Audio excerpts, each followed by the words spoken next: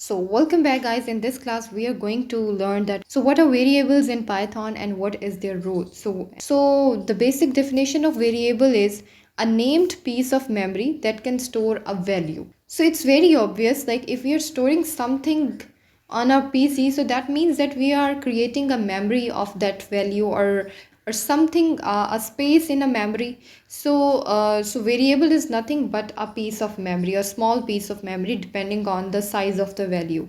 So how we can use this variable? So we can compute an expression result, and then we store that result into a variable, and then we can use that variable later in the program.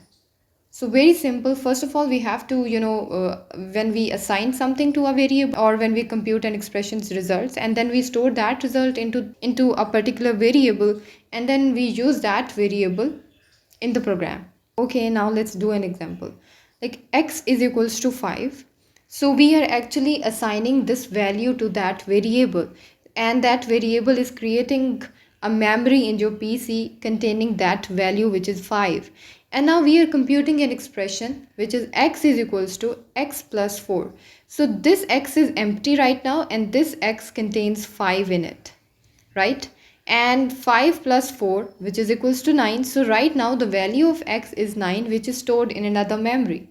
So this is all about variables. It's very simple. Just you have to assign a value to a variable. That variable will create a memory, and then you have to compute an expression. That the result of that expression will also store to the variable, and that will create another memory in your PC. This is all about variable. I hope you understand this topic very well. So see you in the next lecture.